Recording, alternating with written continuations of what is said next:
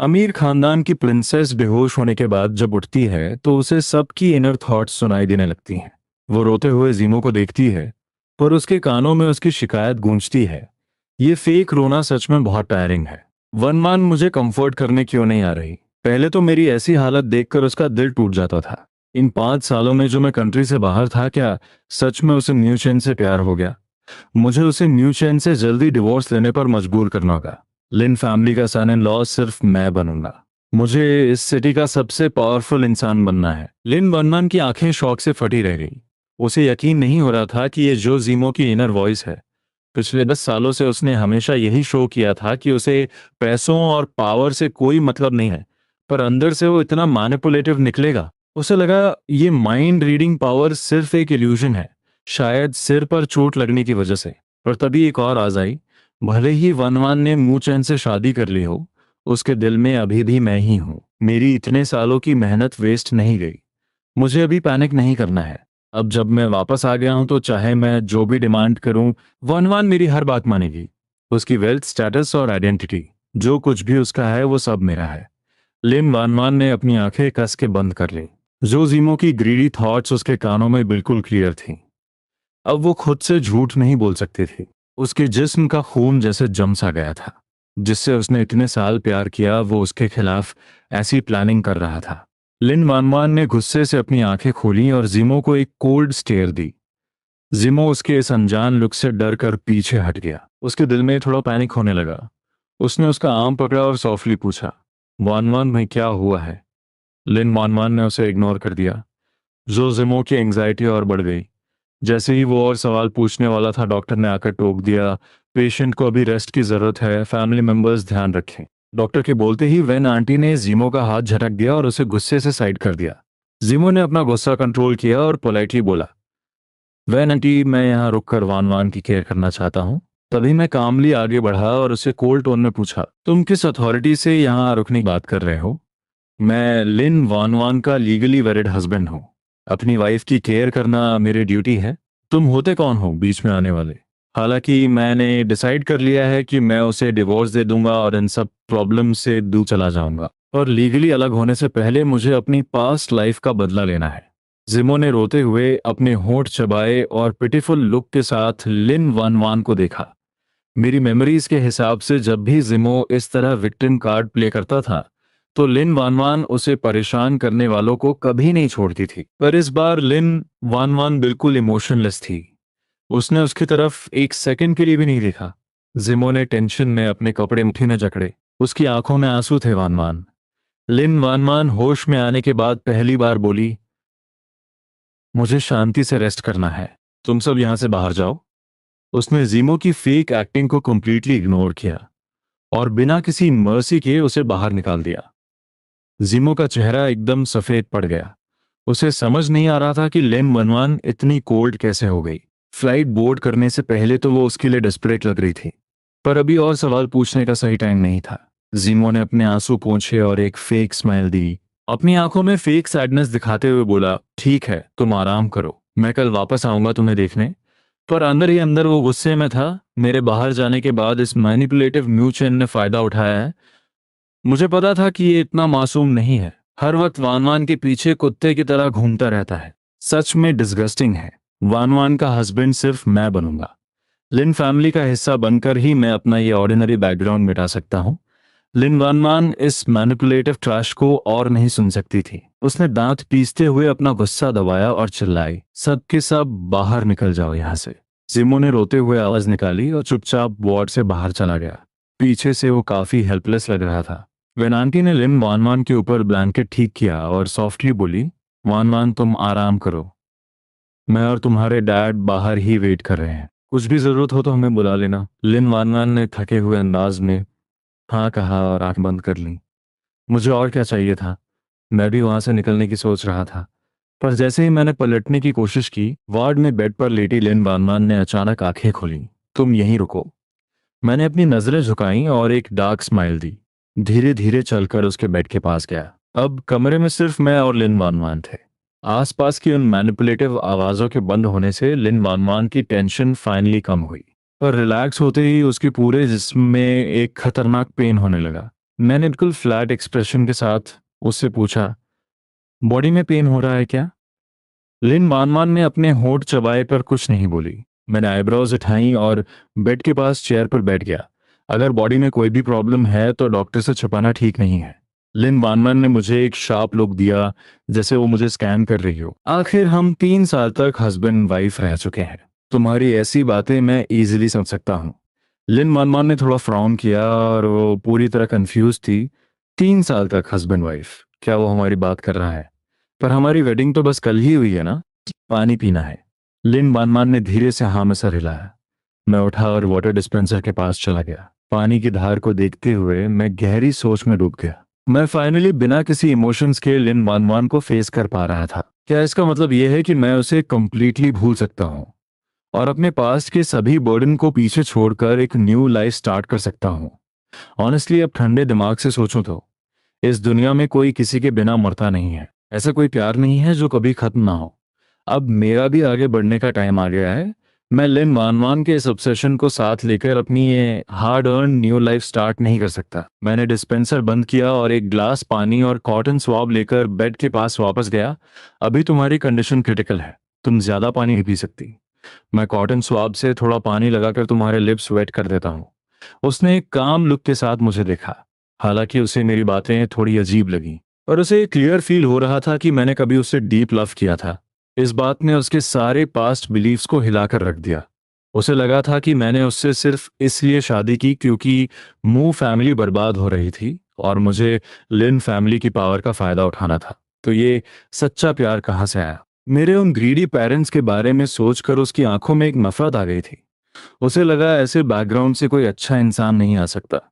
पर रियलिटी ने अभी उसके मुंह पर एक जोरदार थप्पड़ मारा था, जिस पर वो ब्लाइंडली ट्रस्ट करती थी। वो आदमी एक्चुअली उसके अगेंस्ट इतनी मैनिपुलेटिव प्लानिंग कर रहा था और जिससे वो दूर भागती थी, जिसे सेल्फिश समझती थी, वही असल में उससे अपनी जान से ज्यादा प्यार करता था। कितनी बड़ी आयरनी है। मैंने पानी का ग्लास साइड टेबल पर रखा और बैठ गया। थोड़ी देर बाद मुझे लगा मैं उसे और फेस नहीं कर सकता। मैं तुम्हारे लिए एक नर्स अरेंज कर देता हूँ। लिन मानमान का चेहरा अचानक डार्क हो गया। नहीं, मुझे आदत नहीं है कि कोई स्ट्रेंजर मुझे अटेंड करे। मेरी आंखें शौक से बड़ी हो गईं। मुझे लगा सच में इसके सिर पे कोई गहरा शौक लगा है। थोड़ी देर चुप रहने के बाद मैं वापस अपनी जगह बैठ गया। मैंने लिन आंटी से ऑलरेडी डिस्कस कर लिया है। जब तक तुम डिस्चार्ज नहीं होती मैं तुम्हारी केयर करूंगा। डिस्चार्ज होने के बाद हम डिवोर्स पेपर साइन कर लेंगे। डिवोर्स का वर्ड इतने कैजुअली बोलने के बाद मेरे शोल्डर्स का टेंशन अचानक गायब हो गया। अंदर से एक ऐसी पीस फील हुई जो पहले कभी नहीं हुई थी, जैसे पास्ट लाइफ का सारा डार्क फेस क्लियर हो गया हो। लिन वानवान अभी भी उसी इमोशनलेस फेस के साथ बैठी थी। डिवोर्स सुनकर उसमें कोई इमोशन ट्रिगर नहीं हुआ। मैंने सिर झुकाया और साइलेंटली हॉस्पिटल के फ्लोर को देखता रहा। मेरी आंखों में एक मॉकिंग स्माइल आ गई थी। मैं सच में कितना बड़ा बेवकूफ था। मैं ब्लाइंडली सोचता था कि मेरा ट्रू लव और अनकंडीशनल सपोर्ट उसे चेंज कर देगा, पर वो अंदर से एक कोल्ड और हार्टलेस इंसान है। उसके पास देने के लिए जो थोड़ा सा प्यार था वो उसने कब का जिमो को दे दिया था। अब किसी और के लिए उसके पास कोई इमोशंस बचे ही कहाँ हैं। इन पास्ट लाइफ की थॉट्स के बीच लिन वानवान को अचानक एक स्ट्रेंज बात नोटिस हुई। लगता है मैंने कुछ ऐसी फ्यूचर रियलिटी फेस की है जो किसी और ने नहीं की। ये उसके नॉलेज लेवल के बाहर की बात थी। पहले तो वो इस पे मजाक उड़ाती, पर अब खुद एक्सपीरियंस करने के बाद उसे लगा ये बिल्कुल पॉसिबल है। वो बिना पलके झपकाए मुझे घूरे जा रही थी। हमारी वेडिंग तो कल ही हुई है ना, और तुम इतनी जल्दी डिवोर्स लेना चाहते हो, सोसाइटी क्या बोलेगी? तुमने रिजल्ट्स के बारे में सोचा है? मैं सिर झुकाए रहा और उसकी आंखों में नहीं देखा, इसलिए उसके चेहरे पर आई कॉम्प्लेक्स फीलिंग को मिस कर गया। हम कुछ टाइम के लिए इसे सीक्रेट रख सकते हैं, और इस दुनिया में कोई भी दीवार ऐसी नहीं जिसमें कान ना हो। आखिर इसकी बात का क्या मतलब था? मैंने खुद उसे फॉर्मली अप्रोच किया ताकि इस रिश्ते को तोड़ सकूं। क्या उसे खुशी से तुरंत अग्री नहीं हो जाना चाहिए था? आखिर उसे किसी का फोर्स करना सबसे ज्यादा नापसंद था। मुझसे जबरदस्ती शादी करने की वजह से वो मुझे एक्सट्रीम हेट करती थी, और इसी वजह से वो मुझे कंप्लीटली रिजेक्ट कर रही थी। मैंने आंखें बंद की और एक लंबी ब्रेथ ली। अपने दिमाग में आ रही उन हॉरिबल मेमोरीज को हटाने की कोशिश की और थोड़े कंफ्यूजन के साथ सर उठाकर पूछा, क्या तुम तुरंत मुझसे डिवोर्स नहीं ना चाहती? लिन वान वान थोड़ा अनकंफर्टेबल हो गई और नजरें चुराकर बोली, ऐसा नहीं है कि मैं डिवोर्स नहीं चाहती, बस अभी सिचुएशन ऐसी है कि जल्दबाजी करना सही नहीं होगा। मेरे वर्क और लाइफ पर इसका बैड इम्पैक्ट पड़ेगा। मैंने सॉफ्टली से रिलाया। ठीक है, मैं तुम्हारी प्रॉब्लम समझता हूँ। लिन वान ने अपनी आईब्रोज थोड़ी नैरो की। आखिर ये क्या समझ गया? वो डेस्परेट हो रही थी मेरी थॉट्स पढ़ने के लिए, पर इस टाइम मेरे दिमाग में जीरो मूवमेंट थी, पूरा पीस था। तो लॉजिकली उसे कोई आंसर नहीं मिला। अभी टाइम है, तुम थोड़ी देर और सो जाओ। जब तुम उठोगी मैं तुम्हारे लिए खाना रेडी कर दूंगा। मैं खड़ा हुआ तो लिन मानवान ने तुरंत पूछा, तुम कहाँ जा रहे हो? क्या मेरे यहाँ रहने से तुम्हें रेस्ट करने में डिस्टर्ब होगा? मैंने उसकी तरफ एक्सट्रीम सरप्राइज से देखा। लिन वानवान ने लाइटली कॉफ किया और अपना चेहरा घुमा लिया। नहीं, तुम मुझे डिस्टर्ब नहीं करोगे। अगर मैं गलत नहीं हूं तो। शायद वो अभी थोड़ा शाय फील कर रही थी। सच में काफी वियर्ड लग रहा था। लिन वानवान का फेस अचानक चेंज हुआ और उसने मुझे घूर कर देखा, जिससे मैं एकदम डर गया। मैंने कंफ्यूजन में अपना सर टिल्ट किया। अब क्या हो गया? वो अपने लिप्स प्रेस करके चुप रही। मैं कैजुअली बैठकर फोन चलाने लगा।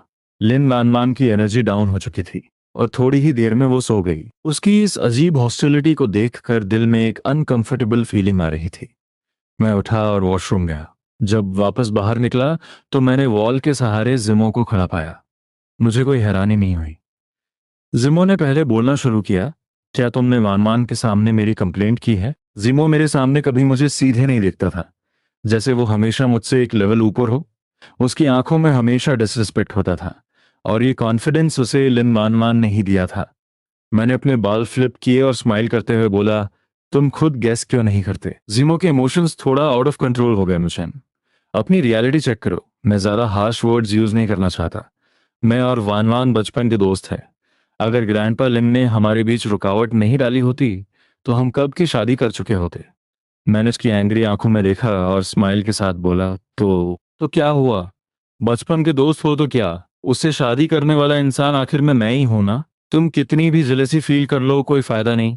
तुम्हें बस हमें रोमांस करते हुए देखना होगा। एक हिसाब से देखा जाए तो जिमो के बाद मैं ही उसे सबसे अच्छे से जानता था। मुझे पता था कि उसके वीक पॉइंट पर कैसे स्ट्राइक करना है, और वैसे ही हुआ। उसकी ब्रीदिंग फास्ट हो गई मुझे। तुम्हारी इतनी हिम्मत कि तुम ऐसी बात करो। तुम्हें लगता है वान वान तुम्हारा साथ देगी? तुम्हें बेसिक कॉमन सेंस नहीं है। वान वान तुमसे कंप्लीटली हेट करती है। तुम सच में डम हो या बस एक्ट कर रहे हो? मेरे दिल को ये सब क्लियरली पता था। मैं ये रियलिटी कब का समझ चुका था। जब मैं और लिन वान वान पहली बार मिले थे तब हम बहुत छोटे थे। मुझे वो बहुत ब्यूटीफुल लगी और मैं उसके पास जाना चाहता था, पर उसका ऑरा इतना कोल्ड और डिटैच था, जैसे स्ट्रेंजर्स स्ट्रिक्टली अलाउड नहीं है। मैं कभी उसके करीब जाने की हिम्मत नहीं कर पाया। उसके बाद से हमने एक दूसरे को नहीं देखा, जब तक मेरे एग्जाम्स खत्म नहीं हुए और ग्रैंडपा लिन ने मुझे लिन फैमिली में इनवाइट नहीं किया। मुझे तभी पता चला कि वो मेरी फियांसे है, और मेरा पहला प्यार वहीं स्टार्ट हुआ। पर मुझे पता था वो मुझे लाइक नहीं करती, बल्कि स्ट्रांगली डिसलाइक करती है। जिमो ने जब देखा मैं कुछ नहीं बोल रहा तो उसे बड़ा सुकून मिला, और उसने विक्ट्री वाली स्माइल दी। वनवान जिन लोगों को हेट करती है उनके लिए बहुत क्रूअल है। मैं बस तुम्हारी भलाई चाहता हूँ, इसलिए सजेस्ट कर रहा हूँ जल्दी डिवोर्स ले लो, नहीं तो आगे तुम्हें ही सफर करना पड़ेगा। हालांकि वो चाहता था हमारा डिवोर्स हो जाए, पर उसकी बात में झूठ नहीं था। मैंने नॉट करने से खुद को रोका और केयरलेसली बोला, खुद को इतनी इंपॉर्टेंस मत दो। इन 5 सालों में जब तुम कंट्री से बाहर थे, लोग चेंज हो जाते हैं। अभी वार्ड में तुमने उसकी कोल्डनेस फील की ही होगी। तुम्हारा दिल पैनिक कर रहा होगा ना? मेरी बातें सुनते ही जीमो का फेस एक पल के लिए वाइट हो गया। उसका दिल पैनिक क्यों ना करे? लिन वानमान ने कभी उसके साथ इतनी कोल्डली बिहेव नहीं किया था। मैंने उसकी कंडीशन देखकर मॉकिंग टोन में बोला, ऐसी कोई दीवार नहीं जिसे तोड़ा ना जा सके। इन 5 सालों में मैंने बहुत एफर्ट्स डाले हैं। तुम्हारे पास आखिर कहाँ से ये ओवर कॉन्फिडेंस आता है कि वो सिर्फ तुम्हारी है और हमेशा मुझसे हिट करेगी? जिमो अपना मुंह खोलकर काउंटर करना चाहता था, पर आधी देर तक एक शब्द भी नहीं बोल पाया। उसे इतनी तकलीफ में देखकर मेरा मिशन सक्सेस हो गया था। मैंने आगे बढ़ने का स्टेप लिया। वन वन मुझसे सालों से प्यार करती है, वो मुझे लाइफ टाइम प्यार करेगी। मैं रुका और सर घुमाकर बोला, ठीक है, मैं भी देखूंगा कि तुम्हारा ये कॉन्फिडेंस कब तक मेंटेन रहता है। मैं पक्का वनमान को तुमसे दूर करूंगा। जिमो ने अपनी मुट्ठी कस के बंद की। उसका फेस बिल्कुल डार्क लग रहा था। मैंने एक कोल्ड लाफ दी और बिना पीछे देखे वहां से चला गया। लिन मानवान के वार्ड के पास पहुंचकर मैं डायरेक्टली अंदर नहीं गया। मुझे याद आया कैसे रिमो मुझे टारगेट करता था। उसने वन वन साथ मिलकर मुझे मेंटली टॉर्चर किया, मुझे डीप डिप्रेशन में डाला, मुझे बहुत बड़ा पेन दिया था, मेरी जिंदगी नर्क बना दी थी। अब जब मुझे रीबर्थ मिला है, मैं इतनी इजीली ये सब भुला नहीं सकता। पर मैं स्ट्राइक बैक कैसे करूं? डायरेक्ट फाइट करना स्मार्ट मूव नहीं होगा। मैं इन दो लोगों के पीछे अपनी लाइफ डिस्ट्रॉय नहीं करना चाहता। भगवान ने मुझे दूसरा चांस इसलिए नहीं दिया है कि मैं सेम मिस्टेक्स रिपीट करूं। उनसे उनका सब कुछ छीन लेना, उन्हीं के स्टाइल में रिवेंज लेना और उसे कंप्लीटली बॉटम पर गिरा देना। पता नहीं मेरे पास ये पावर है या नहीं, और अगर हुई भी तो मैं अपनी पूरी लाइफ सिर्फ रिवेंज के लिए ही जीता रह जाऊंगा। इस रिवेंज के अलावा एक ऑप्शन और था, उनके बीच का कनेक्शन ब्रेक करना। पर जब मैं इस प्रोसेस के बारे में सोचता हूं तो मुझे सफिकेशन होने लगती है। रोज जिनसे नफरत हो उनके सामने फेक एक्टिंग करना एक भयानक टॉर्चर है। डीप थिंकिंग के बाद मुझे लगा अपना ये सारा रिवेंज अंदर दफन करके इस सेकंड चांस को एंजॉय करना बेहतर है। अपनी आगे की फ्रेश लाइफ आराम से बिताना ज्यादा बेहतर है। मैं माइंड को फर्मली समझा लिया था और एक इमोशनलेस फेस के साथ वार्ड का डोर पुश किया। लिन वान वान अभी भी सो रही थी। मैं वॉशरूम में कैजुअली फ्रेश हुआ और फैमिली बेड पर सोने चला गया। दिन भर मैं बिजी था तो बहुत थक गया था, इसलिए बहुत गहरी नींद आई। जब मैं उठा तो बाहर कंप्लीटली डार्क था। मैं अपना फोन देखा और मेरा मुंह हैरानी से खुला रह गया। सुबह के 5 बज रहे थे। अच्छे से रेस्ट कर लिया, एक औरत की सॉफ्ट आवाज मेरे कानों में गूंजी। मैंने उठकर उसकी तरफ देखा। हाँ, फीलिंग बेटर। लिन वान वान आगे कुछ नहीं बोली। वार्ड में फिर से कंप्लीट साइलेंस छा गया। क्या तुम्हें भूख लगी है? मुझे थोड़ी भूख लग रही है। हम दोनों ने ऑलमोस्ट सेम टाइम पर बोला और फिर दोबारा साइलेंस छा गया। मेरे फेस पर थोड़ी इरिटेशन दिखी। मैंने ब्लैंकेट हटाया और बेड से उतर गया। मैं तुम्हारे लिए कुछ खाने का ले आता हूँ, पर तुम अभी सिर्फ सूप या दलिया ले सकती हो, बाद में नखरे मत दिखाना। मुझे उसे पहले से ही वार्न करना जरूर लगा, नहीं तो बाद में मैं खाना लाऊंगा और लिन वानवान मुझे एटीट्यूड दिखाएगी। इस सब का कोई मतलब नहीं बनता। लिन वानवान ने सॉफ्टली अपना सिर हिलाया। मैं मन ही मन सब क्लियर था।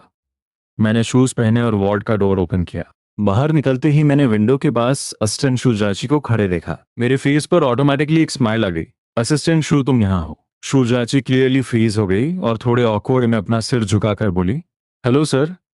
तभी मुझे अचानक याद आया, इस पास टाइमलाइन में शुजाची अभी तक मुझे नहीं जानती थी। मेरे फेस की स्माइल धीरे धीरे गायब हो गई और दिल में एक रिग्रेट फील हुआ। शुजाकी लिन वानवान की असिस्टेंट थी। शादी के बाद धीरे धीरे उससे मेरी फेमिलियरिटी बढ़ी थी। शुजाकी काफी अच्छी लड़की थी और उसे मुझ पर सिंपैथी होती थी। वो हमेशा मेरा ख्याल रखती थी। मैं अंदर से उसके लिए हाईली ग्रेटफुल था और हमेशा उसे थैंक्स बोलने का चांस ढूंढता था। पर अब इस रीबर्थ में लगता नहीं हम वापस फ्रेंड्स बन पाएंगे। मैं उस ग्रैटिट्यूड को दिल में छुपाकर बाहर आ गया और अपने हाथ से वार्ड की तरफ पॉइंट किया। वान वान को भूख लगी है। शुजाकी ने धीरे से सिर हिलाया। मैं अभी सूप लेकर आती हूँ। शुजाकी के मुड़कर जाने के बाद मैंने कैजुअली अपना फोन खोला। लू शुबाई का मैसेज आया था। वान वान की कंडीशन अब कैसी है? चेंग ब्रो, तुम ठीक तो हो? लू शुबाई मेरा सालों पुराना फ्रेंड है। मुझे ये दूसरा चांस मिलने के बाद भी मैंने खुद को उसे कांटेक्ट करने से रोक कर रखा था। मुझे डर था कि अगर मैंने उससे बात की तो मेरे emotions completely out of control हो जाएंगे। एक इंसान जो ब्रेकडाउन की एज पर हो, अगर वो अपने ट्रस्टेड फ्रेंड के सामने आ जाए तो वो अपना सारा डिफेंस छोड़ देता है और पल भर में बेहद वीक पड़ जाता है। जैसे बिल्कुल इसी मोमेंट मेरी आंखें कंट्रोल से बाहर होकर नम हो रही थीं। मैंने एक डीप ब्रेथ ली और मेरी उंगलियां तेजी से कीबोर्ड पर चलने लगीं। लिन मानमान अब ठीक है और मैं भी बहुत अच्छा हूं। तुम्हें मेरी टेंशन लेने की जरूरत नहीं है। कल मैं कॉलेज जाऊंगा, तब बात करते हैं। तुम सच में कॉलेज जा रहे हो? आखिर तुमने समझ ही लिया। स्क्रीन के उस पार से भी उसकी एक्साइटमेंट साफ फील हो रही थी।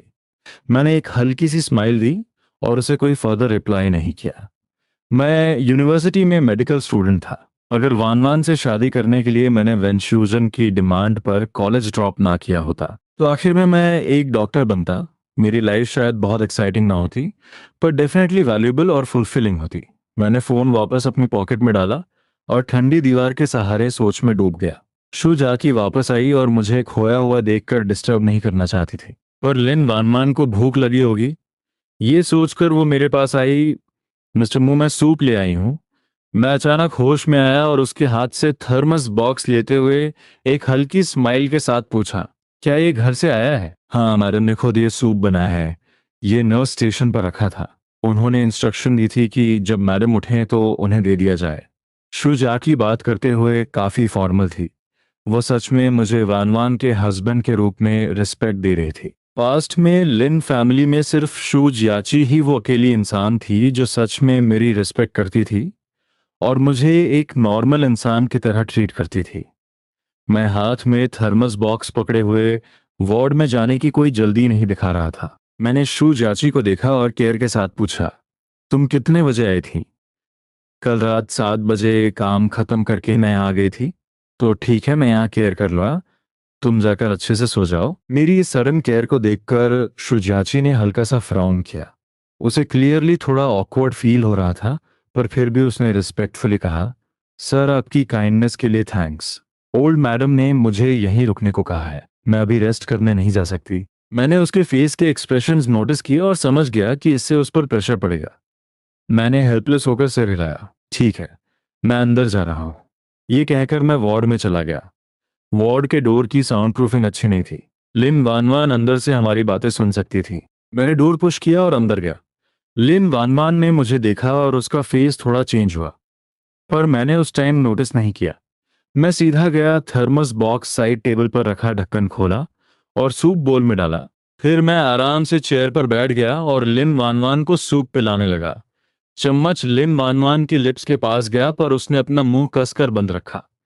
मेरी आंखों में कंफ्यूजन था। तुम नहीं पीना चाहती? क्या तुम शू जियाटी को पहले से जानते हो? लिन वानवान की आंखों में एक चमक थी। मैंने हल्के से अपने होंठ दबाए और कैजुअली रिप्लाई किया, हम नहीं जानते एक दूसरे को। लिन वानवान ने अपनी शार्प आंखें सिकोड़ी जैसे कोई तूफान आने वाला हो। उसका ये एक्सप्रेशन मेरे लिए बिल्कुल जाना पहचाना था। मैंने चम्मच वापस बोल में रखा और फ्लैट टोन में पूछा, तुम्हें उसमें क्या प्रॉब्लम दिख रही है? सच में अब केयर करने का मन नहीं कर रहा। लिन वानवान ने हल्का सा मुंह खोला और फिर वापस कसकर बंद कर लिया। उसे पता था कि अगर उसने कुछ कहा तो मैं पक्का बोल वहीं छोड़कर चला जाऊंगा और पलट कर भी नहीं देखूंगा। जब तक उसे सिचुएशन समझ नहीं आ जाती, वो मुझे अपने कंट्रोल से बाहर नहीं जाने देना चाहती थी। तुम्हें खाना है या नहीं?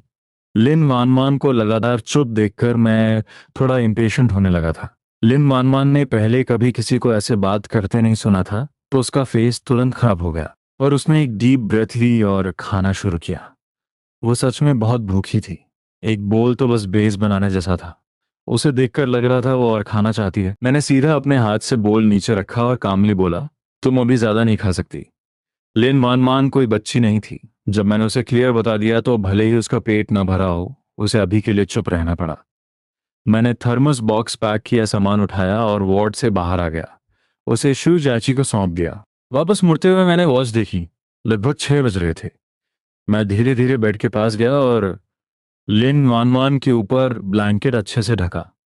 फिर सीरियस फेस के साथ उससे कहा, मुझे कॉलेज जाना है। लिन वानवान ने हल्की सी आईब्रोज उठाई। तो दिन में एक नर्स तुम्हारी केयर करेगी, क्या तुम कॉलेज के बाद वापस आओगे? मैंने हल्के से सिर हिलाया।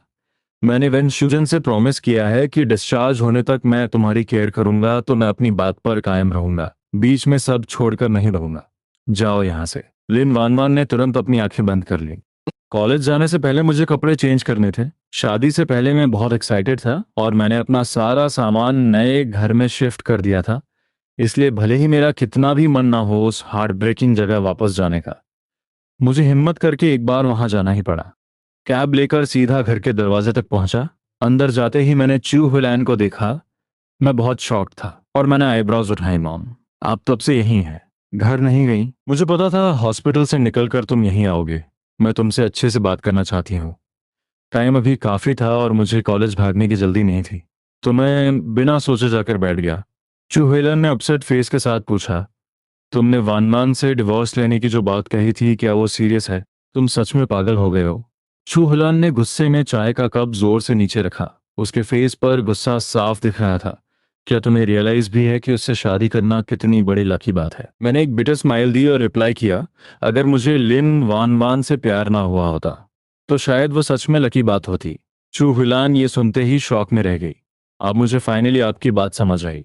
आप हमेशा मुझे लिन वान वान से प्यार ना करने की एडवाइस देती थी। आपकी नज़रों में अगर मैं उसे सच्चा प्यार ना करूं और बस उससे शादी कर लूं, तो मैं लाइफ लॉन्ग सेफ और हैप्पी रहूंगा। मैंने अपना हाथ बढ़ाकर चूहिलान का हाथ पकड़ा। आपका मेन फोकस बस मेरा भला करना था। आप चाहती थी कि मैं पूरी लाइफ बिना टेंशन के रहूं। मॉम, मैंने सही कहा ना? चूहिलान का फेस हल्का सा फ्रीज हो गया। तुम बहुत ज्यादा सोच रहे हो। ये कहते ही वो काफी अनकंफर्टेबल हो गई और जोर से मेरा हाथ झटक दिया। मुझे अंदर से कुछ बुरा फील नहीं हुआ, बल्कि मेरी आंखों में एक स्माइल चमक उठी। मैंने एक एक्सट्रीम सीरियस फेस बनाया और कहा, भले ही फ्यूचर में वो मुझे पैसे ना दे, जोजिमो के साथ मिलकर मेरी इंसल्ट करे और हमसे डिवोर्स लेने के लिए मेरी रेपुटेशन कंप्लीटली डिस्ट्रॉय कर दे, तो भी मैं वो सब बर्दाश्त कर लूंगा। उनकी इतनी हिम्मत कैसे होगी? चू हुइलान की आंखें शौक से बड़ी हो गईं और वो पल भर में गुस्से से आग बबूला हो गई। हमारी न्यू फैमिली भले ही पहले जैसी ना हो, पर हमारा बैकग्राउंड स्ट्रांग है। ऊपर से दोनों फैमिलीज का सालों का रिलेशन है। उसकी हिम्मत कैसे होगी तुम्हारे साथ ऐसा करने की? मैंने कोल्डली एक मॉकिंग हंसी हंसी, पर उसके दिल में सिर्फ जोजिमो है। जब एक औरत अपने प्यार के लिए कुछ करती है तो कभी कभी वो हर लिमिट क्रॉस कर देती है। ये प्यार व्यार सब फेक है। औरतों का प्यार दुनिया की सबसे यूजलेस चीज होती है। चूहिलन ने हल्की सी साई ली और हेजिटेशन के साथ पूछा, क्या ये सब जो तुम बोल रहे हो सच में होगा? मैंने पूरे कॉन्फिडेंस के साथ अपना सिर हिलाया। लिन वनमान को मैं हमेशा से नापसंद था। अब प्रेशर में आकर उसने मुझसे शादी कर तो ली है, पर पक्का वो मुझे एक्सट्रीम हेट करने लगी होगी अगर ऐसा है तो। चूहुलान ने सर झुकाकर एक पल के लिए सोचा और फिर आगे बोला, अगर तुमने ठान ही लिया है कि तुम्हें डिवोर्स लेना है, तो एक माँ होने के नाते मैं तुम्हें नहीं रोकूंगी, पर तुम्हें अच्छे से सोचना होगा। इतने अच्छे स्टैंडर्ड वाली लड़की से दोबारा शादी करना प्रैक्टिकली इम्पॉसिबल होगा। स्टैंडर्ड वाली लड़की से शादी करने का मतलब हैप्पीनेस नहीं होता। और वैसे भी अगर मैं लाइफ लॉन्ग सिंगल भी रहूं तो भी मैं अपनी लाइफ खुशी से गुजार लूंगा। मैंने एक बड़ी स्माइल के साथ उससे कहा, कैसी नॉनसेंस बातें कर रहे हो? तुम शादी नहीं करोगे तो मैं और तुम्हारे डैड। छोड़ो इन बातों को। चू हुइलान एक बेहद स्ट्रांग और टफ औरत थी। ये मुझे अपने रीबर्थ के बाद ही समझ आया था। जवानी के दिनों में जो स्ट्रगल उसने किया था, उसने उसे कांटों से भरा इंसान बना दिया था। वो किसी भी कंडीशन में सॉफ्ट नहीं पड़ना चाहती थी। उसे डर था कि अगर वो जरा सी भी वीक पड़ी तो हार्डशिप फिर से उसके दरवाजे खड़ी होगी और उसे एक ऐसा जोरदार धक्का देगी जिससे वो दर्द से तड़प उठेगी। जब मू लिहेंग ने उसे इस घर में शादी करके लाया था तब मैं सिर्फ 1 साल का था। घर में चाहे कितनी भी मेड्स हों, वो माँ की जगह नहीं ले सकती। बच्चे नेचुरली अपनी माँ पर डिपेंड करते हैं और जब वो नहीं मिलती तो लगातार रोते हैं। पर घर की पुरानी मेड्स बताती थीं कि मैं बचपन में बहुत कम रोता था। उस टाइम मैंने शार्पली कुछ नोटिस किया। मैंने इसके बारे में पूछताछ की और फाइनली मुझे पता चला कि जब तक मुझे चीज़ें याद रहना शुरू नहीं हुई थी, चू हिलान लगभग हर दिन घर पर मेरे साथ रहती थी। मोस्टली वही मेरी केयर करती थी। कोई भी उसका मेरे लिए वो प्यार देख सकता था। पर बाद में पता नहीं किस रीजन से उसने अचानक जानबूझकर मुझसे डिस्टेंस बना लिया। आखिर ऐसा क्या चेंज हुआ था जिसने उसे इतना हार्टलेस डिसीजन लेने पर मजबूर किया? आज तक कोई इसका रियल रीजन नहीं जानता। बाद में जब मैं 4 साल का हुआ तो उसने मू लिहिंग की एक बेटी को जन्म दिया, मेरी छोटी बहन मू शाओबे। वो अपनी खुद की सगी बेटी से भी क्लोज नहीं थी। पहले मुझे लगता था कि वो नेचुरली कोल्ड है, फिर लगा उसे सिर्फ स्टेटस और पैसे की फिक्र है। पर अब अगर मैं केयरफुली दोबारा सोचूं, अगर उसे सच में सिर्फ पैसों की परवाह होती तो जब न्यू फैमिली की इन्वेस्टमेंट कंप्लीटली फेल हो गई थी और हम बैंकरप्ट होने वाले थे, तब वो रुकी क्यों? उसने एक कंप्लेंट तक नहीं की। हालांकि मुझे नहीं पता वो ऐसी क्यों है, पर मुझे क्लियर है कि उसके दिल में इस फैमिली की जगह है। मैं और शावे उसके लिए मैटर करते हैं, बस इतना काफी है। शावे तुमसे कहीं ज्यादा समझदार है। मैं अपनी हल्की सी हंसी नहीं रोक पाया। मेरी हंसी क्लियर और ब्राइट थी। उसने कहा था कि वानवान से शादी करके मैं खुश नहीं रहूंगा। चू हुलैन के फेस पर शॉक था। उसने तुमसे ये कब कहा? मेरी शादी से बस 2 दिन पहले। एक छोटी बच्ची को इन सब का क्या पता? चू हुलैन ने डिसमिसिव टोन में उसे डांटा। इतनी छोटी सी एज में हमेशा बड़ों के मैटर्स में टेंशन लेती है। सच में डिसिप्लिन की कमी है। मैं बस साइड में खड़ा होकर हल्की स्माइल दे रहा था। टाइम सच में काफी हो चुका था। मैं सीधा सोफा से खड़ा हुआ, अपने हाथ आगे बढ़ाए और उसके स्टिफ शोल्डर्स को दबाया। किसी दिन मैं तुम्हें एक अच्छे हॉस्पिटल ले जाऊंगा। तुम्हारे इस फ्रोजन शोल्डर का प्रॉपर चेकअप कराएंगे। मैं अभी ऊपर नहाने जा रहा हूँ। थोड़े टाइम बाद मुझे कॉलेज के लिए निकलना है। क्या तुम क्लास अटेंड करने जा रहे हो? चूहिलन के एक्सप्रेशन थोड़े चेंज हुए। क्या तुम कॉलेज ड्रॉप नहीं करने वाले हो? मैंने स्माइल करते हुए उसकी तरफ सिर हिलाया। अगर मुझे उससे डिवोर्स नहीं लेना होता तो मैं कभी कॉलेज ड्रॉप ही नहीं करता। चू हुलन का फेस अचानक बदल गया। उसे थोड़ा आइडिया लग गया था कि आखिर मैटर क्या है। तुम्हारी इस बात का आखिर मतलब क्या है? कॉलेज ड्रॉप करने के लिए मुझे वेंशुजन ने फोर्स किया था। उस टाइम वेंशुजन के प्रेशर के बारे में सोचकर मेरा फेस भी अगली हो गया था। चूहुलन ने जैसे ये सुना वो गुस्से में आ गई। उसके गाल गुस्से से लाल हो गए और उसने मेरी नाक की तरफ उंगली पॉइंट करते हुए डांटा, तुम बेवकूफ लूजर, इतनी बड़ी बात तुमने मुझे क्यों नहीं बताई? मुझे लगा तुम खुद ही नहीं पढ़ना चाहते। अगर मुझे ये बात पहले पता होती तो मैं सीधा लिन फैमिली के घर जाकर जवाब मांगती। वेंशुजन इतनी बॉसी कैसे हो सकती है? ये बात कहते ही उसका गुस्सा शांत नहीं हुआ और उसने कॉफी कप उठाकर टीवी की स्क्रीन पर दे मारा। एलसीडी स्क्रीन इतनी फ्रेजाइल थी कि वो स्पाइडर वेब की तरह टूट गई। कॉफी कप भी टुकड़े टुकड़े हो गया। आंटी चेन बिल्कुल उसी टाइम किचन से बाहर आई और ये सीन देखकर डरकारे फ्रीज हो गई। चू हुइलन ने उसे कॉर्नर ऑफ द आई से देखा और कुछ कोल्ड लाफ्स थी। लिन फैमिली में कोई भी अच्छा इंसान नहीं है। तुम्हारा उससे जल्दी डिवोर्स लेना ही ठीक रहेगा। तुम्हारे इस वीक नेचर के साथ तुम उनके साथ रहोगे तो एक ना एक दिन बहुत भारी सफर करोगे। आंटी चैन लिन फैमिली की सालों पुरानी मेड है। वेन शूजन ने स्पेशली उसे यहाँ भेजा था। ऊपर से तो उसने बहुत मीठी मीठी बातें की कि ये काम में अच्छी है, केयर करना जानती है और हमारी डेली लाइफ को अच्छे से मैनेज कर लेगी। पर एक्चुअली वो उसे हमारे ऊपर स्पाई करने के लिए भेजी गई थी।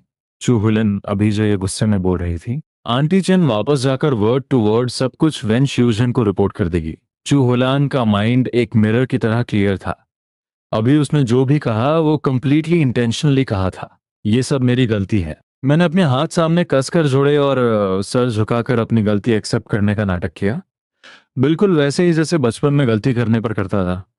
उस टाइम मैंने उसे ये बात बताने की हिम्मत इसलिए नहीं की क्योंकि मुझे डर था कि वो लिन फैमिली से लड़ने चली जाएगी, जिससे लिन फैमिली और भी ज्यादा अपसेट हो जाती। पिछली लाइफ में मैं ये बात कभी समझ नहीं पाया था कि अपनी फैमिली के बैकअप के बिना इन लॉज के घर में लाइफ कंप्लीटली डिफरेंट होती है। चू हुलन का नेचर बहुत फियर्स और टफ है। वो बचपन से ही एक कॉम्प्लेक्स बैकवर्ड एरिया में पली बढ़ी है। वेन शोजन जैसी पैम्पर्ड और रूल फॉलोइंग रिच लेडी को हैंडल करना उसके लिए चुटकियों का काम है। अगर पास्ट लाइफ में मेरे पास उसका बैकअप होता तो लिन फैमिली में मेरा टाइम इतना टफ कभी नहीं होता। मुझे याद है पहले तुम्हारा टेम्पर बहुत अग्रेसिव था। तुम कभी ऐसे चुप बैठने वालों में से नहीं थे। अब इतने वीक कैसे हो गए? मेरी इस पिटिफुल कंडीशन को देखकर चू हुइलान की टोन धीरे धीरे सॉफ्ट हो गई। मैंने तुम्हें पहले ही कहा था कि उसे बिल मत देना। मैंने गारंटी दी थी कि तुम्हारी लाइफ आराम से कटेगी और तुम उस टाइम मुझ पर भड़क गए थे जैसे मैं इंटेंशनली तुम्हारा बुरा चाहती हूँ। आपको लगता है कि प्यार कंप्लीटली यूजलेस है। तुम्हें तुम्हें तो क्या आप मेरे डैड से प्यार नहीं करती? मैंने अपनी आंखें उठाई और उसे शांति से देखा। चेंग ब्रो, तुम अभी भी बहुत यंग हो। चूहलान ने एक हल्की साई ली। जब दो लोग साथ रहने आते हैं तो वो लाइफ टाइम साथ चल पाएंगे या नहीं, ये सिर्फ प्यार पर डिपेंड नहीं करता। बल्कि सच कहूं तो ये प्यार पर बिल्कुल डिपेंड नहीं करता।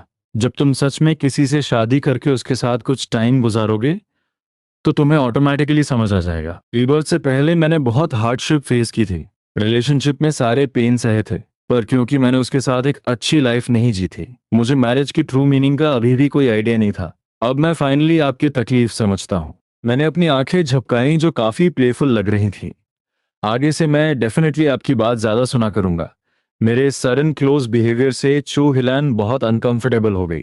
उसने ऑकवर्डली अपने होंठ घुमाए और कोल्ड टोन में झूठ बोलते हुए कहा, तुम ऐसा बिल्कुल मत कहो। मैं तुम्हारी सगी माँ नहीं हूँ। मेरी बात माननी है या नहीं ये तुम पर डिपेंड करता है। मेरी आंखों में स्माइल और डीप हो गई।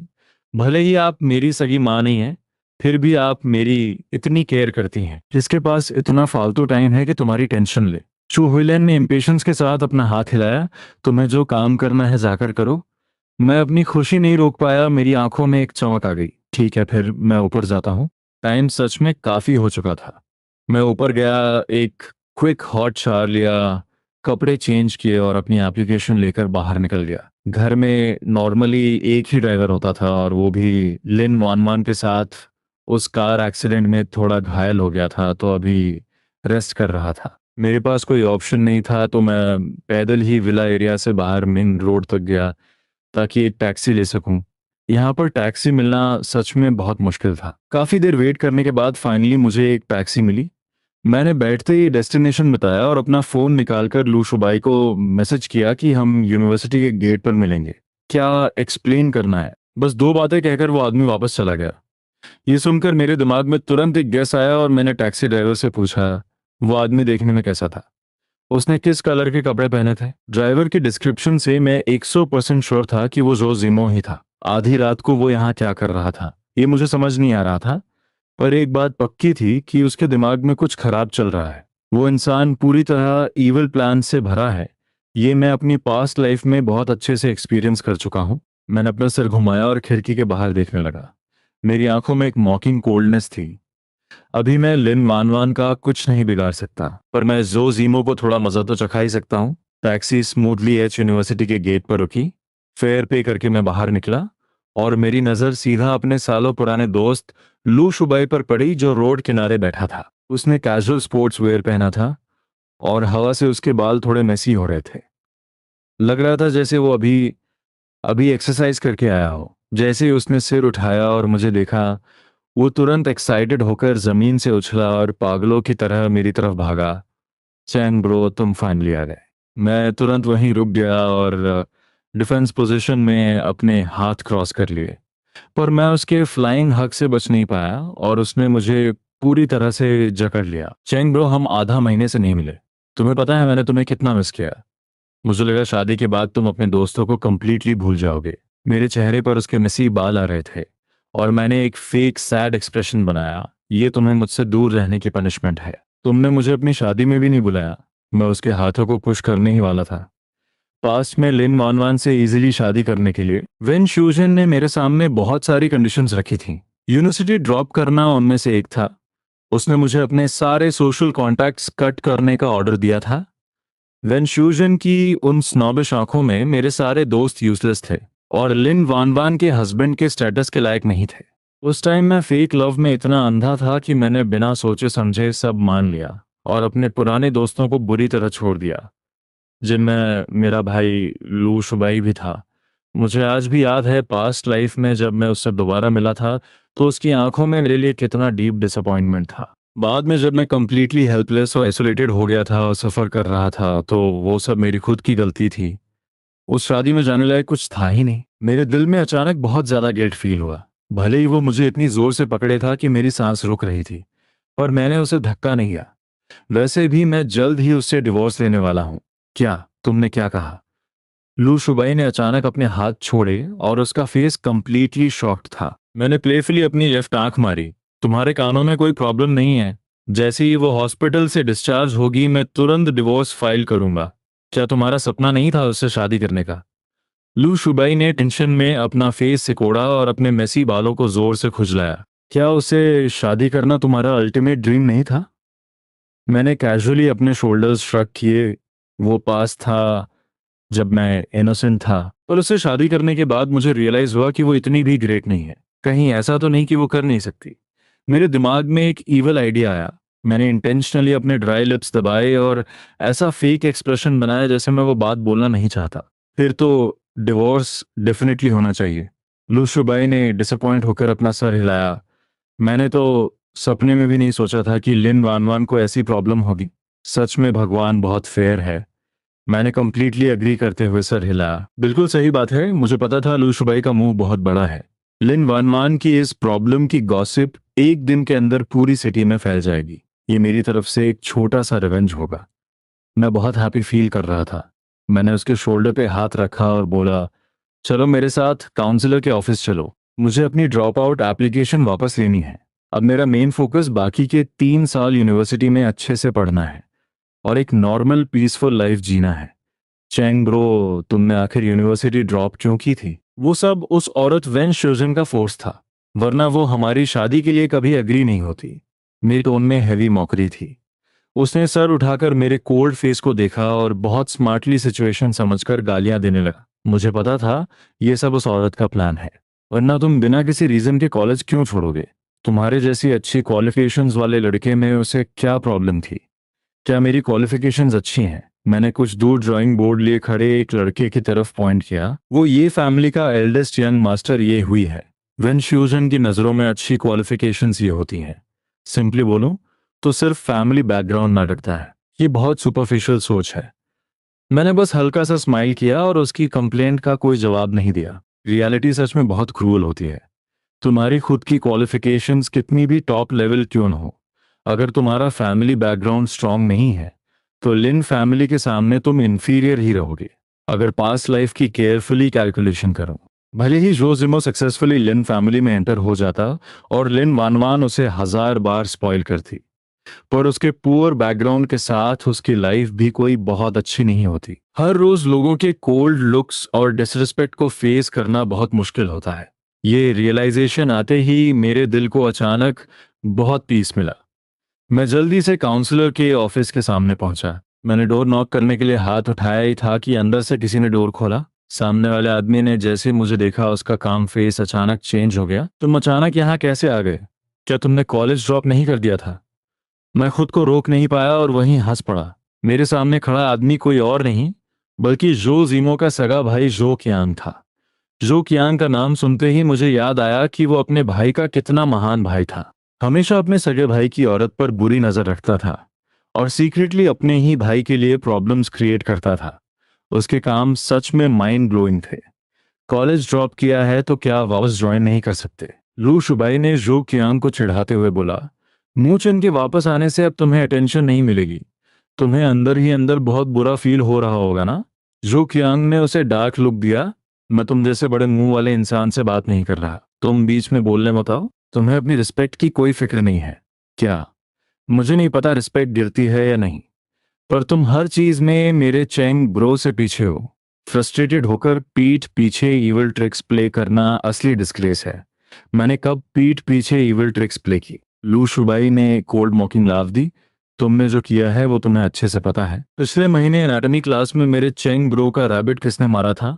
मुझे पक्का पता है ये तुम्हारा ही काम था। जो कियांग की आंखों में एक पैनिक फ्लैश हुआ। तुम मुझ पर झूठे इल्जाम मत लगाओ। मुझे ऐसे गंदे काम करने में कोई इंटरेस्ट नहीं है। कुछ भी बोलने से पहले एविडेंस लाया करो। ये तुम्हारा ही काम है। नहीं, मैंने नहीं किया। मैंने तुरंत उनकी ये यूजलेस आर्ग्यूमेंट रोकी और सामने खड़े इंसान को स्माइल करते हुए बोला, मुझे तुम्हारी ये यूजलेस फाइटिंग नहीं सुननी। जो कियांग, तुम मेरा रास्ता ब्लॉक कर रहे हो। प्लीज साइड हट जाओ। जो कियांग ने अपनी आंखें बड़ी करके मुझे घूरा और इतनी भर भी हटने का कोई इंटेंशन नहीं दिखाया। मैं जो कियांग को बहुत अच्छे से जानता था जब से मैंने इस यूनिवर्सिटी में कदम रखा था। सिर्फ इसलिए क्योंकि मैं लिन वानवान का फियांसे था, वो एक पागल कुत्ते की तरह मेरे पीछे पड़ा रहता था। अगर वो दिन में एक बार मेरे पास आकर कोई प्रॉब्लम क्रिएट ना करे तो उसे पीस नहीं मिलता था। जैसे अभी इस टेंस मोमेंट में वो डेफिनेटली कोई टॉक्सिक बात बोलकर मुझे हर्ट करना चाहता था, और जब तक मुझे दर्द ना हो वो रुकने वाला नहीं था। और बिल्कुल वैसा ही हुआ। कुछ सेकंड भी नहीं बीते थे कि जो कियांग ने अटैक कर दिया। मूचिन, तुमने कॉलेज ड्रॉप कर दिया था ताकि घर पे रहकर लिन वानवान को खुश कर सको। शायद तुम्हें उसका प्यार मिल भी जाता, पर अब तुम वापस कॉलेज आ गए हो और मेरा भाई वापस कंट्री आ गया है। मुझे लगता है तुम्हें बहुत जल्द डिवोर्स के लिए तैयार रहना चाहिए। उसे बहुत अच्छे से पता था कि मेरे वीक पॉइंट पर कैसे वार करना है। अगर ये बातें मैंने पास्ट लाइफ में सुनी होती तो मुझे ऐसा लगता जैसे कोई दिल पर चाकू चला रहा हो, पर अब मुझे कोई फर्क नहीं पड़ता।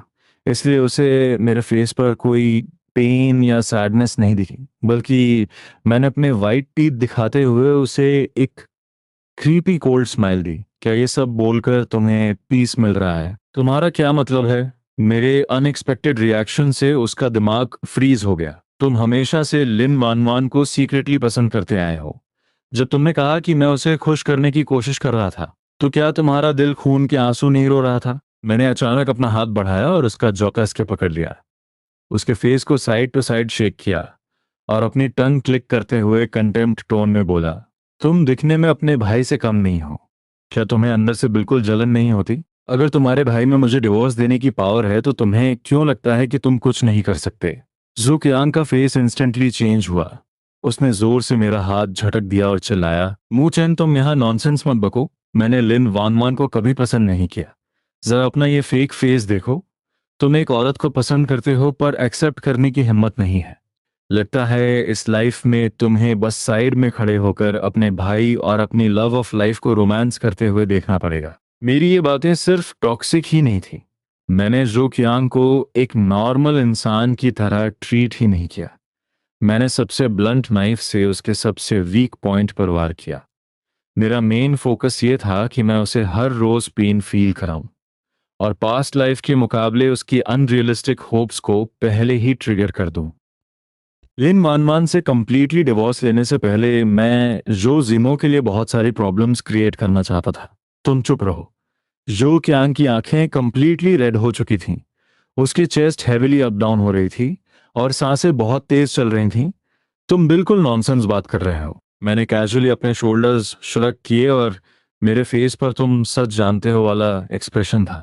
जो क्यांग का माइंड थोड़ा ब्रेकडाउन हो चुका था। उसने मुझे एक्सट्रीम हेट के साथ घूरा पलटा और तेज से वहां से भाग गया। चेंग ब्रो, क्या जो क्यांग को सच में लिन वानवान पसंद है? लू शुबाई ने मेरा आर्म कस के पकड़ लिया और उसके फेस पर क्यूरियोसिटी साफ दिख रही थी। मुझे पता था वो अंदर से बहुत बड़ा गॉसिपर है, पर अभी उसे ज्यादा डिटेल लेना सही नहीं था। मैंने उसे शांत रहने का इशारा किया और मुड़कर काउंसलर के ऑफिस में चला गया। मुझे याद है जब मैंने ड्रॉप आउट करने की जिद की थी तो काउंसलर ने मुझे बहुत समझाया था और स्ट्रांगली डिसएग्री किया था। फाइनली जब उसने देखा कि मैं कंप्लीटली फिक्स हूं तो उसने हेल्पलेस होकर एक्सेप्ट कर लिया। अब जब उसने देखा कि मैं अपना माइंड चेंज करके वापस आना चाहता हूं तो वो नेचुरली बहुत खुश हुआ। आखिर मेरे जैसे एक्सेलेंट मेडिकल स्टूडेंट को लूज करना सच में बहुत हार्ट ब्रेकिंग बात है। काउंसलर ने मुझे स्ट्रिक्टली कुछ इंस्ट्रक्शंस दी और फिर मुझे और लू शुबाई को जाने दिया। जैसे हम ऑफिस से थोड़े दूर पहुंचे, उसकी आंखों में चमक आ गई। चैंग ब्रो, जल्दी बताओ ना। मैं क्यूरियोसिटी कंट्रोल नहीं कर पा रहा। मुझे पूरी सच्चाई बताओ। क्या तुम्हें नहीं दिखा? जो कियांग सच में लिन वानमान को सीक्रेटली पसंद करता है। मेरे होठों पर एक स्माइल आई जो पूरी तरह मौकरी से भरी थी। वो बचपन से ही लिन वानमान को पसंद करता है, पर उसकी नजरों में हमेशा सिर्फ जो जिमो ही था। जब तक मैंने अभी वो बातें नहीं बोली, उसे लगता था कि जब तक उसका भाई लिन वानवान के लायक है, उसे बस साइड में खड़े होकर उसे साइलेंटली प्रोटेक्ट करना चाहिए। तुम्हें इस बारे में इतना क्लियर कैसे पता है? इस शॉकिंग गॉसिप से लू शुबाई पूरी तरह हिला हुआ था। मैं बस एक मिस्टीरियस स्माइल दी और कुछ नहीं कहा। वो भी समझदार था तो उसने और सवाल नहीं पूछे। इस माइंड ब्लोइंग गॉसिप को डाइजेस्ट करने के बाद उसने थोड़ा कंफ्यूज होकर पूछा, तुम्हारे वो बातें बोलने से पहले जो क्यांग ये सोचता था, तो उन बातों के बाद क्या? पक्का उसके मन में जलन पैदा होगी और वो अपने भाई के साथ compete करने की सोचेगा। मैं उसके दिल की डीपेस्ट डिजायर्स को ट्रिगर कर रहा था। मैंने अपनी पॉकेट से टर्टल की चेन निकाला और अपनी उंगली में घुमाते हुए बहुत हैप्पी फील कर रहा था। लू शुबाई को अब कंप्लीटली समझ आ गया था। उसके फेस पर एक ईवल स्माइल आ गई। चेंग ब्रो, तुम अभी भी बहुत खराब हो। मैंने एब्राउज उठाकर उसकी तरफ देखा। मुझे अभी हाई स्कूल वाला मूर्छन दिखा। उसने अपना शोल्डर मेरे शोल्डर से टकराया और बेवकूफों की तरह हंसा। उस टाइम तुम कितने वाइल्ड और एरोगेंट थे, किसी की परवाह नहीं करते थे, पर यूनिवर्सिटी में आकर तुमने एक गुड बॉय की एक्टिंग शुरू कर दी। सच में बहुत बोरिंग था। मेरे फेस की स्माइल धीरे धीरे कम हो गई।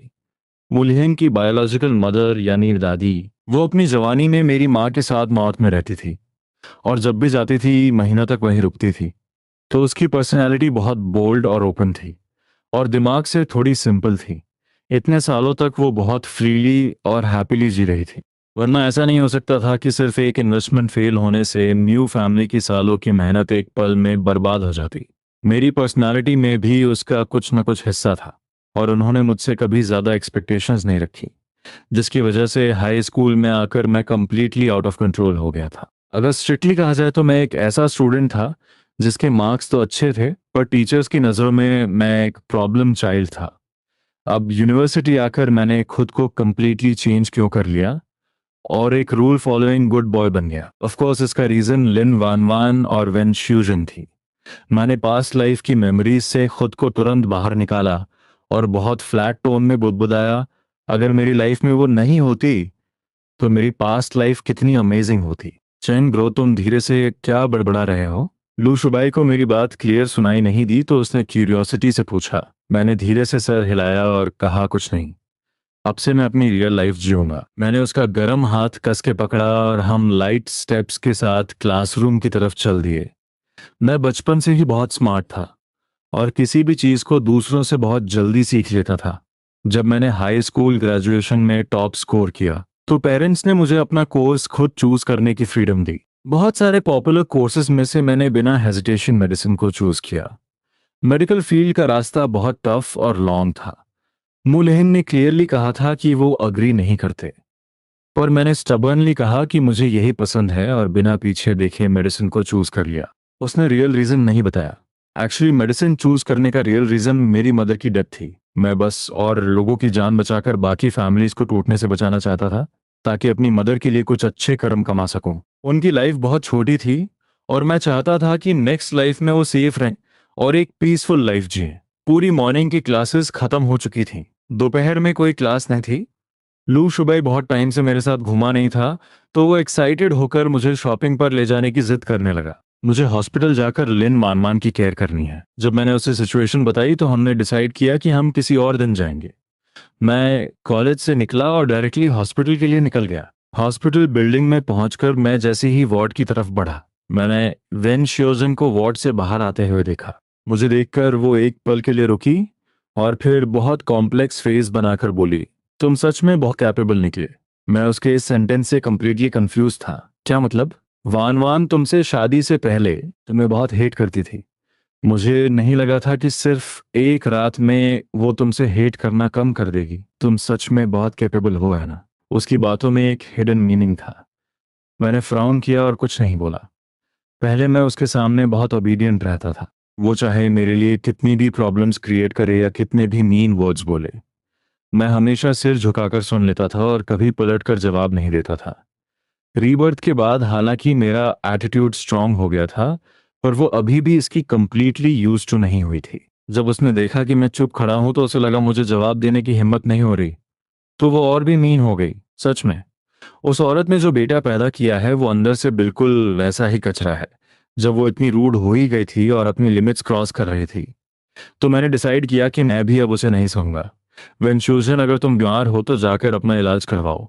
अब मैं उस औरत को फेक मॉम भी नहीं बोलना चाहता था। मेरा फेस आइस क्यूब की तरह कोल्ड हो गया था। तुम लिन फैमिली का हिस्सा हो, पर तुम्हारी बातें किसी अनएजुकेटेड स्ट्रीट फाइटर जैसी हैं। क्या तुम्हें डर नहीं है कि तुम लिन फैमिली का स्टैंडर्ड गिरा दोगी? ये सच में बहुत इंसल्टिंग वर्ड्स थे। उसने एक्सपेक्ट नहीं किया था कि मैं उसे रिस्पेक्ट देना छोड़ दूंगा और उसके मुंह पर इतने हार्श वर्ड्स बोलूंगा। वो एक पल के लिए शॉक में जम गई। जब उसे फाइनली रियलाइज हुआ तो उसका फेस गुस्से से रह गया। मूचन, तुम्हारी हिम्मत कैसे हुई मुझसे ऐसे बात करने की? अगर तुम्हारा और वानमान का डिवोर्स होने भी वाला है, तब भी तुम्हें मुझे मेरे नाम से नहीं बुलाना चाहिए। मैं तुम्हारी एल्डर हूँ। मुझे लगता है तुम्हारे अंदर मैर्स नाम की चीज ही नहीं है। तुम्हारे एंसेस्टर्स भी तुम्हारे इस बिहेवियर से शर्मिंदा होंगे। वो सिर्फ अपने स्ट्रॉन्ग फैमिली बैकग्राउंड पर रिलाई करती थी और उसकी लक अच्छी थी कि उसकी शादी लिन फैमिली में हो गई थी।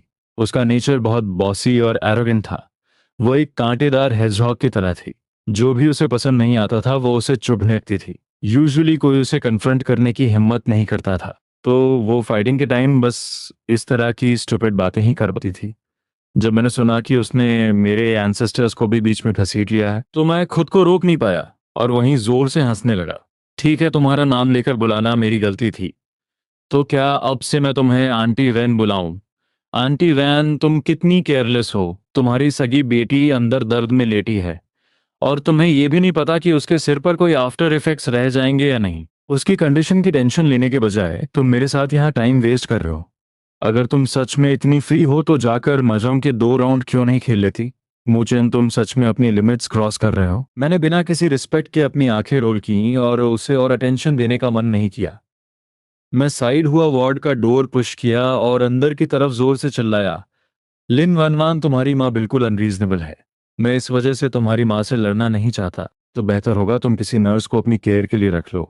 अगर वेन श्यूजन को मार भी दिया जाए तो भी उसने सपने में नहीं सोचा होगा कि मैं ये सब करने की हिम्मत कर सकता हूँ। वो गुस्से से लगभग पागल हो चुकी थी। उसने मेरे शोल्डर पर जोर से पुश किया। तुम्हारी हिम्मत कैसे हुई मेरी बेटी से मेरी कंप्लेंट करने की? तुम खुद को समझते क्या हो? वान वान, तुम खुद देखो ये क्या कर रहा है। इसे मेरी बिल्कुल रिस्पेक्ट नहीं है। इसने मुझे अनएजुकेटेड स्ट्रीट फाइटर बोला है और कह रहा है मैं लिन फैमिली का स्टैंडर्ड गिरा रही हूँ। मैं ये इंसल्ट एक और दिन बर्दाश्त नहीं कर सकती। मैं अभी सिविल अफेयर्स ब्यूरो को कॉल कर रही हूँ। तुम दोनों को आज ही डिवोर्स लेना होगा। वाह, ये तो बहुत अच्छी बात है। मैंने एक्साइटमेंट में जोर से तालियां बजाईं। सच में आपका बहुत बहुत थैंक्स। एक पावरफुल मदर इन लॉ होने का यही तो फायदा है। डिवोर्स के लिए मुझे खुद ब्यूरो जाने की जरूरत ही नहीं। ये तो बहुत कन्वीनियंट है। प्लीज आप जल्दी कॉल लगाइए। एक होपलेस लव क्रेजी लड़की और एक गुस्से से भरी मिडिल एज औरत। मैं इन माँ बेटी को एक दिन और बर्दाश्त नहीं कर सकता था। बेड पर लेटी लिन वान वान के माथे की नसें टेंशन से उभर आई थी। उसके अंदर से एक स्केरी नेगेटिव एनर्जी निकल रही थी। इस दुनिया में अनगिनत आदमी उससे शादी करना चाहते थे। कोई भी रैंडम आदमी अगर उससे शादी कर ले तो खुशी से नाचने लगता।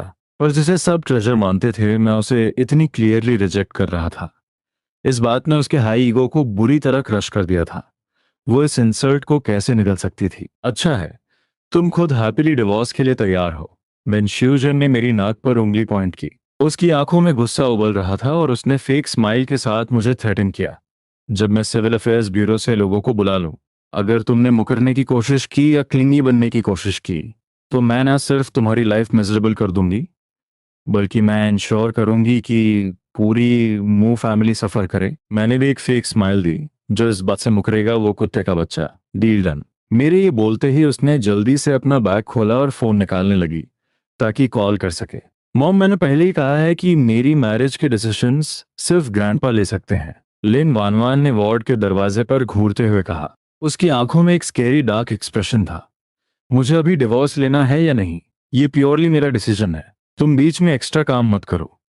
वनवान, तुम अभी इस अपॉर्चुनिटी का फायदा उठाकर उससे डिवोर्स क्यों नहीं ले रही, और कब तक वेट करना चाहती हो? वेन श्यूजन का फेस कंफ्यूजन से भरा था। उसकी आंखें गुस्से से लाल हो गई थीं। लिन वानवान के फेस पर एक इरिटेशन थी। मैंने कहा ना, तुम इस मैटर में इन्वॉल्व मत हो। मैं तो डेफिनेटली इन्वॉल्व होंगी। मुझे ऐसा यूजलेस सन इन लॉ नहीं चाहिए। और क्या तुम्हें हमेशा से जो जीमो पसंद नहीं था, अब वो कंट्री वापस आ गया है? क्या तुम्हें जल्दी डिवोर्स लेकर उससे ग्रैंड वे में शादी नहीं करनी चाहिए? ठीक है, मैं आज ही इससे डिवोर्स ले लेती हूँ और कल जो जिमो से शादी कर लूंगी। लिन वान वान ने इमोशनलेस और कोल्ड टोन में कहा। Absolutely not. वेनफ्यूजन ने बिना सोचे तुरंत रिजेक्ट कर दिया। मेरी प्रेशियस बेटी को एक स्ट्रॉन्ग फैमिली बैकग्राउंड वाले और एक्सीलेंट इंसान से शादी करनी चाहिए। मुचेन और जो जिमो दोनों ही ट्रैश हैं। वो मेरी बेटी के करियर में कोई हेल्प नहीं कर सकते, उल्टा फ्यूचर में उसके लिए बर्डन बनेंगे। लिन मनमान ने एक एक्सट्रीमली कोल्ड लाफ दी। तो मेरी मॉम हमेशा से यही सोचती थी। अब समझ आया कि उन्होंने पास्ट में इतना हार्टलेस डिसीजन क्यों लिया था। वैसे भी तुम मुझे उससे शादी करने नहीं दोगी, तो मुझे अभी डिवोर्स लेने की इतनी जल्दी क्यों होनी चाहिए? लिन मानमान ने थके हुए अंदाज में अपना सर घुमाया और ब्लैंक आंखों से सीलिंग को देखने लगी। मुझे इनको अंदर भेजो, मुझे मिलना है। वानवान ने बात मान लो, अपने वर्ड्स वेस्ट मत करो। लिन वानवान ने उसकी बात बीच में कोल्डनेस के साथ काट दी। उसकी टोन में जीरो इमोशन था। वेनफ्यूजन ने मुझे अनविलिंगनेस और गुस्से से घूरा और फिर पैर पट्टे हुए वहां से चली गई। मैं उसके गुस्से से जाते हुए बैग को घूरता रहा। मेरे फेस पर डीप थिंकिंग थी। पास्ट लाइफ में मैं सिर्फ लिन वानवान पर फोकस करता था। मैंने इतना ऑब्वियस ब्लाइंड स्पॉट कैसे मिस कर दिया? वेन श्यूजन जैसी स्ट्रांग और एग्रेसिव औरत अपनी खुद की बेटी के सामने कभी टफ नहीं हो पाती थी। लगभग जो भी उसकी बेटी कहती थी वो सब सुन लेती थी। क्या ये सिर्फ इसलिए था क्योंकि वो अपनी बेटी से बहुत प्यार करती थी? पर आखिर में वो लिन वानवान की मदर थी। अगर वो सच में अपोज करने का डिसाइड कर ले, तो मोस्ट प्रॉब्ली लिन वानवान को हेल्पलेसली कॉम्प्रोमाइज करना ही पड़ता। ये सिचुएशन जितनी सोचो उतनी वियर्ड लग रही थी। मेरी इनर थॉट्स उसे क्लियरली सुनाई दे रही थी। मैं पूरी तरह से उसके माइंड को एनालाइज करने में लगा था। इस वजह से लिन वानवान का मूड और कॉम्प्लेक्स हो गया। उसने हल्का सा कॉफ किया ताकि मेरा डिस्ट्रैक्शन टूटे। मैं अचानक अपनी डीप थॉट से बाहर आया और कंफ्यूजन में अपना सर घुमाया। जल्दी अंदर आओ। मैं अंदर गया और बेड के पास पहुंचकर ही रुका। मैंने चेयर खींची और बैठ गया। तुम इस अपॉर्चुनिटी का फायदा उठाकर डायरेक्टली डिवोर्स क्यों नहीं ले लेती? ये बात सिर्फ वेन श्यूजन के लिए ही कंफ्यूजिंग नहीं थी, बल्कि मैं भी खुद बहुत कंफ्यूज था। तो इसमें क्यों वाली कोई बात नहीं है। तुम और जोजिमो एक दूसरे को पसंद करते हो। अगर तुम सच में उससे ग्रैंड वे में शादी करना चाहती हो तो तुम्हारी मदर का ऑपोजिशन काम नहीं आएगा। तो मुझे ये समझ नहीं आ रहा कि पास्ट लाइफ में अगर मैंने तुम्हें टाइटली होल्ड नहीं किया होता, तो शायद उसके वापस आने के पहले ही दिन तुम डिवोर्स के लिए रेडी हो जाती। तो फिर 3 साल तक इतना ड्रामा क्यों हुआ? हमारी शादी अभी अभी हुई है। अगर हम तुरंत डिवोर्स ले लेंगे तो लिन फैमिली की रेपुटेशन कंप्लीटली डिस्ट्रॉय हो जाएगी। इसलिए शॉर्ट टर्म में हम डिवोर्स नहीं ले सकते।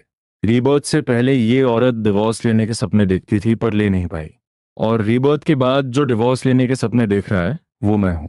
लाइफ सच में आयरॉनिक ड्रामा से भरी है। मैं और डिले नहीं कर सकता।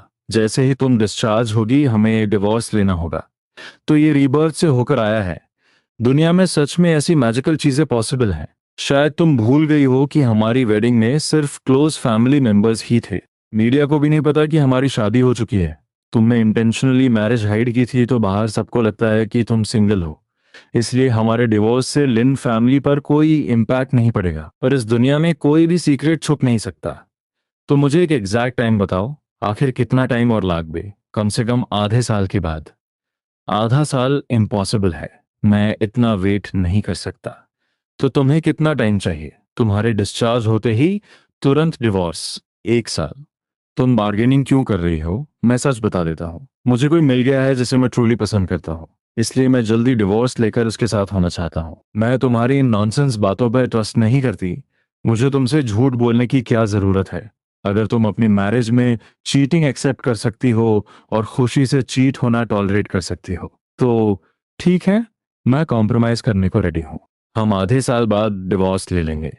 क्या मैं एक्सेप्ट कर सकता हूँ? क्या एक्सेप्ट कर सकता हूँ? वो हार्टलेस सेल्फिश इंसान अब बुढ़ा बन गया है और प्योर लाइफ जी रहा है ना? ठीक है, तुमने खुद कहा है। अगर तुम ये सब हैप्पीली एक्सेप्ट कर सकती हो तो मुझे कुछ नहीं कहना। तुमने कहा आधा साल तो आधा साल, पर मेरी 3 कंडीशंस हैं। इस दौरान मैं अपने घर पे रहूंगा। हम अपनी अपनी लाइफ जिएंगे, और अगर कोई ज़रूरी काम ना हो तो हम नहीं मिलेंगे। बिल्कुल प्रॉब्लम नहीं है। लंच टाइम हो गया था। 10 मिनट बाद मैं थर्मस बॉक्स लेकर अंदर आया, इमोशनलेस फेस के साथ बैठा और बॉक्स ओपन किया। मैंने गर्म सूप से भरा चम्मच उसके मुंह के पास किया। पता नहीं मेरा हाथ इंटेंशनली शेक हुआ या नहीं, पर चम्मच का थोड़ा सूप उसकी नेक पर गिर गया। मूचेन, ये 2 वर्ड्स उसके लंग से निकले थे और उनमें बहुत हैवी एंगर छिपा था। मैं तुरंत घबरा कर खड़ा हुआ, टेबल से कुछ टिश्यूज निकाले और हरिडली उसकी नेक साफ करने लगा। साफ करते हुए मैं लगातार माफी मांग रहा था। I am so sorry. मैंने सच में इंटेंशनली नहीं किया। प्लीज गुस्सा मत करो। तुमने अभी डेलिबरेटली मुझे बेवकूफ बनाया। अब जब तुम मूव नहीं कर सकती तो मैं तुम्हारे साथ जो चाहूं कर सकता हूं। लिन वान वान मेरी इनर वॉइस क्लियरली सुन सकती थी। वो फील कर रही थी कि सूप लगे स्टिकी टिश्यूज अब धीरे धीरे उसके डेलिकेट फेस तक पहुंच रहे थे। उसका फेस गुस्से से काले बर्तन जैसा हो गया था। मेरे फेस पर कोई सूप नहीं है? नहीं है क्या? So sorry. मुझे लगा वहां भी गिर गया है। मुचन, क्या तुम्हें लग रहा है तुम्हारी उम्र बहुत ज्यादा हो गई है? मुझे पता है मिस लिन पावर और स्टेटस वाली है। जो आपको ऑफेंड करता है उसका एंड बहुत बुरा होता है। पर आप सिर्फ थोड़े से गिरे हुए सूप के लिए मुझे मार तो नहीं सकती ना? लिन बानमान ने कोल्ड लाफ दी। मैं डेफिनेटली मार सकती हूँ। तो जब तुम मूव कर सको तब ट्राई कर लेना। अभी के लिए बस चुपचाप टॉलरेट करो। मैंने भी बिना किसी हेजिटेशन के कोल्ड स्माइल के साथ जवाब दिया। लिन वानवान ने मुझे डेथ स्टेयर दी। उसकी आंखों में आग धधक रही थी। मेरी पूरी बॉडी क्लीन करो और मेरे लिए फ्रेश क्लोथ्स लाओ। मैं ये काम नहीं कर सकता। मेरे जैसा एक यंग हेल्दी लड़का ये सब करे अप्रोप्रिएट नहीं है। मैं किसी को बुला कर लाता हूँ। लिन वान वान इस बार सच में बहुत गुस्सा थी, वो जो हमेशा कोल्ड और काम रहती थी। Absolutely not. तुम्हें ही मुझे क्लीन करना होगा अगर तुमने आज मुझे सफ नहीं किया। बैंग की आवाज के साथ डोर बंद हुआ। लिन वनमान के थ्रेटन खत्म करने से पहले ही मैं वार्ड से तेजी से बाहर निकल गया था। लिन वनमान ने पेन में अपनी आंखें कस के बंद की। उसे फील हो रहा था जैसे गुस्से से उसकी वेन सिकुड़ रही हैं और कभी भी फट सकती हैं। मैं पहले उसके और वेंशूजन के सामने हमेशा ओबीडियंट और नाइस बिहेव करता था। मेरे अंदर कोई एग्रेशन नहीं था, पर अब अगर केयरफुली देखा जाए तो वो डेफिनेटली मेरी फेक एक्टिंग थी। ये लड़का बिल्कुल भी सिंपल नहीं है। पता नहीं वो कितनी देर तक पेन में तड़पती रही। जब उसका पेशेंस अपनी लिमिट क्रॉस करने वाला था, फाइनली वार्ड का डोर किसी ने खोला। जल्दी करो। लिन मनमान ने फ्रस्ट्रेटेड टोन में उसे जल्दी करने को कहा। मिस प्लीज थोड़ा होल्ड करिए, मैं पहले वॉशरूम से वेट टॉवल ले आती हूँ। डोर के पास से आई इस रफ आवाज को सुनकर वो शॉक रह गई। उसने स्टिफनेस के साथ अपनी नेक घुमाकर देखा। लगभग 50s की उम्र की एक औरत धीरे धीरे वॉशरूम की तरफ बढ़ रही थी। पता नहीं मैं इस औरत को कहाँ से ढूंढ कर लाया था। उसके बाल मैसी थे। उसने ओल्ड आउटडेटेड वर्कर क्लोथ्स पहने थे जिन पर कई सस्पिशियस स्टेन्स लगे थे। ऐसी औरत से अपनी बॉडी क्लीन करवाने से अच्छा है मुझे सीधा मार दो। अभी इसी वक्त यहाँ से बाहर निकलो। मिस्टर मू ने मुझे आपकी कंडीशन के बारे में बताया है। मुझे आपके लिए बहुत सिंपैथी है। आप टेंशन मत लीजिए। मैं आपका बिल्कुल मजाक नहीं उड़ाऊंगी।